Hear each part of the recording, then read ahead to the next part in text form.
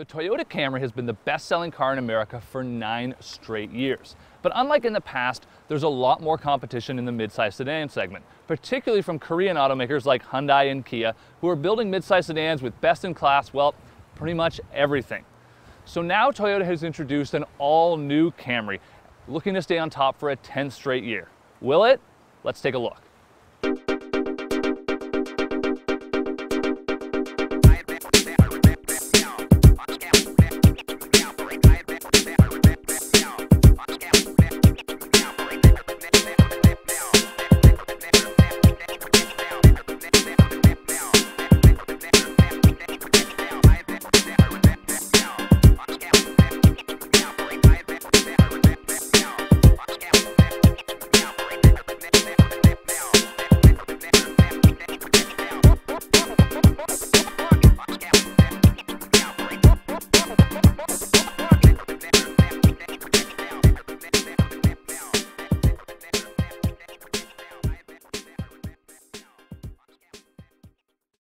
For starters, the Camry has a sort of all-new design.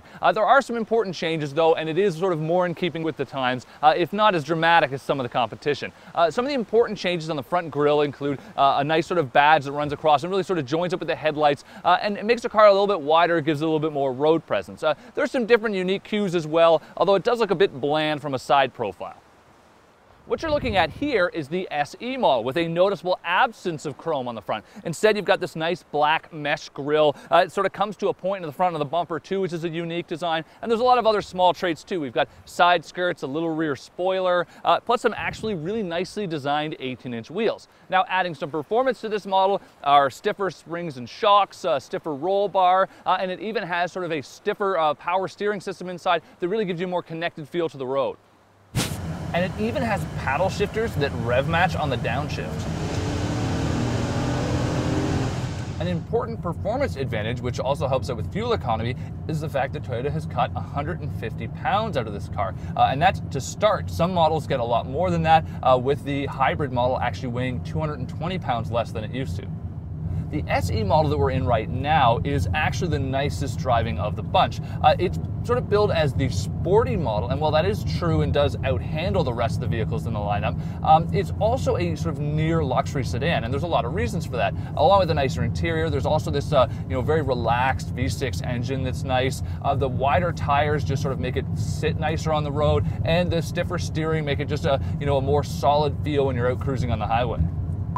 When it comes to the new Camry's interior, there are some hits and some misses. For starters, there's actually more room in here than before, even though the actual dimensions of the car haven't changed, which is nice. We're actually in the hybrid model right now and have very few complaints about this, but some of the lower grade models, the seats look a little chintzy, and the materials, even just the colors that they use look a little strange, whereas you get to the top of the line and it really looks good on an SE model with black leather with the microfiber inserts. In general though, this car, the hybrid, looks great.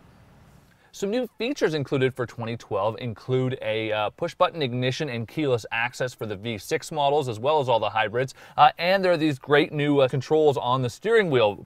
They're really handy for accessing the display audio system, which is available on certain models. And there's also an N-Tune system beyond that, which is a new sort of app system that we first saw on the Prius V.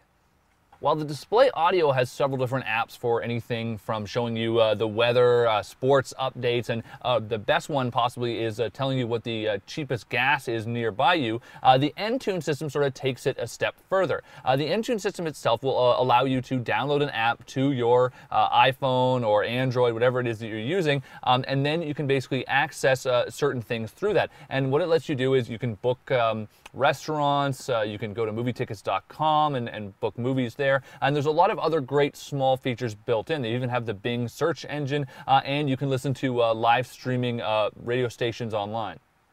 And of course, because this is a family sedan and a Toyota, we have to talk about safety. There's a lot of great safety features in this car. There's the things you'd expect, traction control, stability control, stuff like that. Toyota's now also added 10 standard airbags, which is great. It has the brake override system now. They've made the seats taller in the back to help reduce whiplash injuries, and a lot of other small things. You can get optional backup cameras and great safety features like that, as well as now an optional blind spot monitoring system for the car. Until now, we haven't really talked about the powertrains for the new Camry, and that's because, at first at least, it seems like there's not a lot new going on under the hood. The standard engine is a 2.5-liter four-cylinder, and it gets a little bit more power, 178 horsepower and 170 foot-pounds of torque. What is impressive, however, is that they've managed to grab 3 more miles per gallon, both in the city and the highway. So it now gets 25 city, 35 highway. And because the new Camry actually gets 3 miles per gallon better than the new Sonata, the Camry has established itself as the fuel economy leader once again. Also available for 2012 is a V6 engine, which is interesting because Toyota has decided to hang on to the V6s when most automakers have decided to just offer 4 cylinders in the midsize sedan class. Power is rated at 168 horsepower, 148 foot-pounds of torque, and it gets 20 miles per gallon in the city and 29 miles per gallon on the highway. In all those respects, it falls a little bit short of the Hyundai Sonata Turbo. Then there's this, the brand new Camry Hybrid. Over the past couple years, the previous generation model has been surpassed by the Ford Fusion Hybrid, by the Hyundai Sonata Hybrid. This, however, puts Toyota back on top. It makes 43 miles per gallon in the city, 39 on the highway, and gets a combined 41 miles per gallon. What's so impressive, it's a huge leap forward from the previous car, including 12 mile per gallon improvement in the city.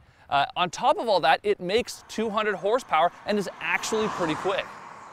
Similar to the new Civic, there's nothing that's terribly groundbreaking about the new 2012 Camry. That is apart from the hybrid model, we should say. On top of that, though, the Camry is solidly improved over the previous generation car, which was a bestseller. If the Camry is to hold on to its sales title for a 10th year, it may have less to do with the merits of the car itself and more to do with pricing and the new hybrid model. Now let me explain. In terms of pricing, the sort of near entry-level LE model is going to go up just a little bit. Toyota said that, but they haven't released exact numbers. As for the SE and XLE models, which are the higher up levels, they're going to decrease significantly, we've been told, which is impressive. So they're basically going to try and reduce the division between the different models and hopefully sell a lot more higher end ones to people.